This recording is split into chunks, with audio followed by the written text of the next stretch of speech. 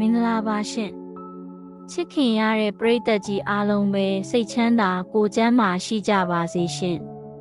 ဒီနေ့ကျမတို့ရဲ့အစီအစဉ်လေးကနေကြိုဆိုလိုက်ပါတယ်ဒီနေ့တင်ဆက်မှုလေးမှာတော့ကျမကလူတစ်ယောက်ရဲ့ဘဝကိုအပြောင်းလဲဖြစ်စေနိုင်တဲ့အင်မတန်အရေးကြီးတဲ့အရာတစ်ခုအကြောင်းကိုကဘာကျော်စာအုပ်တစ်အုပ်နဲ့ချိတ်ဆက်ပြီးပြောပြပေးသွားမှာပါအဲ့ဒါကတော့ကျမတို့ရဲ့စိတ်အတွေးအကြံတွေပဲဖြစ်ပါတယ်ရှင်လူတစ်ယောက်ဟာဆင်းရဲခြင်းချမ်းသာခြင်းအောင်မြင်ခြင်းကြာရှုံးခြင်းစတဲ့ဘလို့အခြေအနေမျိုးကိုပဲရောက်နေပါစေအဲ့ဒီအခြေအနေတွေအားလုံးဟာသူ့ရဲ့စိတ်ထဲကအတွေးတွေကနေပဲမြစ်ဖျားခံလာတာဖြစ်ပါတယ်။ဒါကြောင့်ဒီနေ့ကျမရွေးချယ်ထားတဲ့စာအုပ်လေးကတော့တွေးခေါ်မှုဆိုင်ရာကဏ္ဍဝင်ကျမ်းတစုလို့တင်စားရတဲ့မူရင်းစာရေးဆရာ James Allen ရဲ့စာအုပ်ကိုဆရာဖေမြင့်ကအကောင်းဆုံးဘာသာပြန်ဆိုထားတဲ့တင့်စိတ်တင့်အတွေးကြံများအတိုင်းသာဆိုတဲ့စာအုပ်လေးပဲဖြစ်ပါတယ်ရှင်ဒီစာအုပ်ရဲ့အနှစ်ချုပ်တွေကိုမသွားခင်မှာမူရင်းစာရေးဆရာ James Allen ကျောင်းနဲ့ဒီစာအုပ်ရဲ့နောက်ခံလေးကိုအရင်ပြောပြချင်ပါတယ်ရှင် James Allen ဟာဗြိတိန်နိုင်ငံသားစာရေးဆရာတဦးဖြစ်ပြီးသူ့ရဲ့ဖခင်ဖြစ်သူစီးပွားပြက်ပြီးကွယ်လွန်သွားတဲ့အတွက်အသက်15နှစ်အရွယ်ကလေးကကျောင်းထွက်ပြီးအလုပ်လုပ်ခဲ့ရသူပါဒါပေမဲ့သူဟာစာပေတွေကိုအမြဲမပြတ်လေ့လာဖတ်ရှုခဲ့ပြီးလူတွေရဲ့ဘဝကိုတိုးတက်စေမဲ့အတွေးခေါ်တွေကိုရှာဖွေခဲ့ပါတယ်။ဒီစာအုပ်ကို1903ခုနှစ်မှာသူစတင်ရေးသားထုတ်ဝေခဲ့တာပါ။စာအုပ်လေးကပပလေးဖြစ်ပေမဲ့အဲ့ဒီအထဲမှာပါတဲ့အတွေးခေါ်တွေကတော့သမုတ်တရားလိုနက်နဲလာပါတယ်။ဒီစာအုပ်ဟာကမ္ဘာပေါ်မှာရှိတဲ့အောင်မြင်သူတိုင်းစီးပွားရေးလုပ်ငန်းရှင်တိုင်းလက်ဆွဲထားဖတ်ရှုရတဲ့စာအုပ်တအုပ်အဖြစ်ရာစုနှစ်တစ်ခုကျော်တိုင်အောင်ရပ်တည်နေစေဖြစ်ပါတယ်ရှင်ဒီစာအုပ်ကိုအဓိကအားဖြင့်စိတ်အတွေးနဲ့ပတ်သက်တဲ့အပိုင်း6ပိုင်းလောက်နဲ့ခွဲခြားရှင်းပြထားပါတယ်ရှင်ကျမကအရေးအကြီးဆုံးအပိုင်းတွေကိုလက်တွေ့ဘဝမှာအသုံးချလို့ရအောင်ရှင်းပြပေးသွားပါမယ်ပထမပိုင်းအနေနဲ့စိတ်အတွေးနဲ့လူစရိုက်လက္ခဏာအကြောင်းဖြစ်ပါတယ်ရှင်လူတစ်ယောက်ဟာသူတွေးတောတဲ့အတိုင်းဖြစ်လာပါတယ်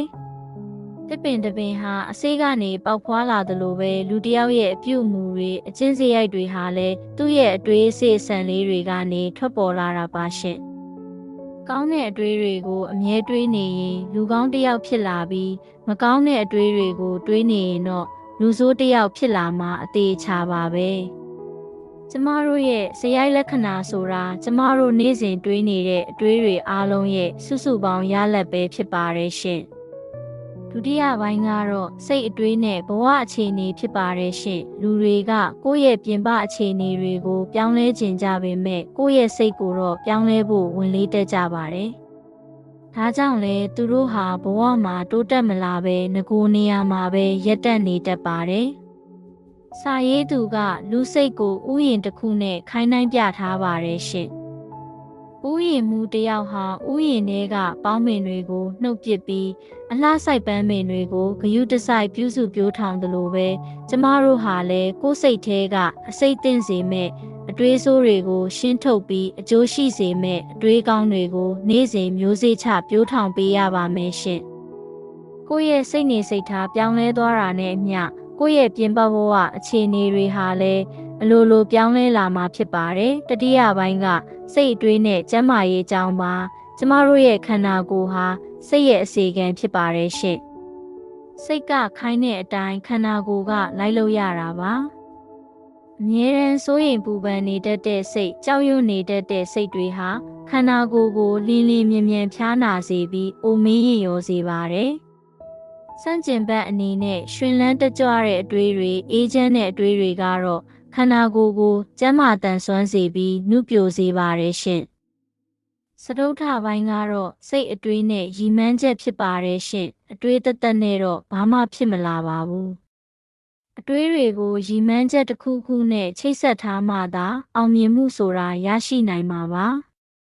ကိုဘဝမှာတိကျသေးကြတဲ့ရည်မှန်းချက်တစ်ခုထားရှိပြီးအဲ့ဒီရည်မှန်းချက်ကိုရောက်ဖို့အတွက်ကိုယ့်ရဲ့အတွေးအားလုံးကိုစုစည်းရပါမယ်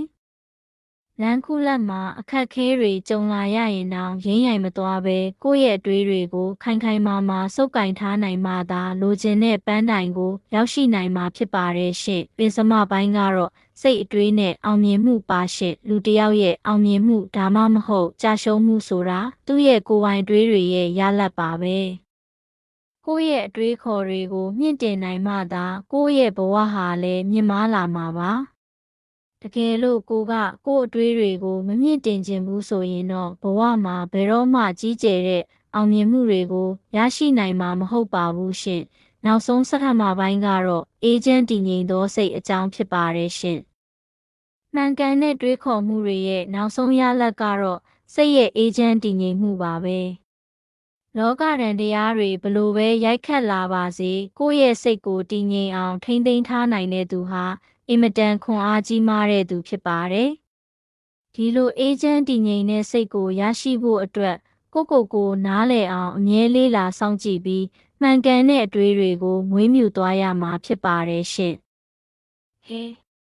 အခုဆိုရင်ဆရာဖေမြင့်ဘာသာပြန်ဆိုထားတဲ့တင်းစိတ်တင်အတွေးကြံများအတိုင်းသာဆိုတဲ့စာအုပ်ရဲ့အရေးကြီးဆုံးအနှစ်ချုပ်တွေကိုအားလုံးပဲသိရှိသွားလောက်ပြီလို့ထင်ပါတယ်ရှင့်။ဒီစာအုပ်ရဲ့အဓိကပေးခြင်းနဲ့ဆိုလိုရင်းကတော့ကိုဘဝရဲ့သခင်ဟာကိုယ်တိုင်ပါပဲ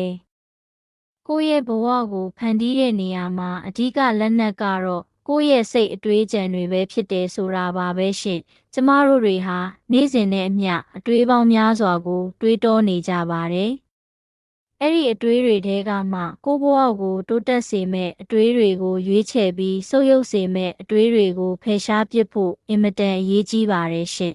။ဒါကြောင့်ဒီနေ့ကစပြီးကျမတို့ရဲ့စိတ်ဥယျာဉ်လေးထဲမှာလှပတဲ့ပန်းပင်လေးတွေဖြစ်တဲ့ကောင်းမြတ်တဲ့အတွေးတွေကိုနေ့စဉ်မျိုးစေ့ချစိုက်ပျိုးသွားကြဖို့ကျမကတိုက်တွန်းချင်ပါတယ်ရှင့်။ဒီအကြောင်းအရာလေးကပရိသတ်ကြီးအတွက်အကျိုးရှိမယ်လို့မျှော်လင့်ပါတယ်။နောက်ထပ်လည်းဘလို့စာအုပ်ကောင်းလေးတွေကိုအနှစ်ချုပ်တင်ဆက်ပေးစေခြင်းလဲဆိုတာကိုအောက်ကမှတ်ချက်ပေးတဲ့နေရာမှာရေးပေးသွားကြပါဦးနော်။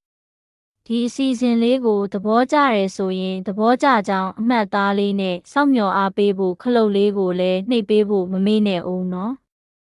အဆုံးထိနားထောင်ပေးခဲ့ကြတဲ့တယောက်ချင်းစီတိုင်းကိုကျေးဇူးအများကြီးတင်ပါတယ်ရှင်နောက်ထပ်အစီအစဉ်တွေမှာပြန်ဆောင်ကြမယ်နော်နှုတ်ဆက်ခဲ့ပါတယ်ရှင်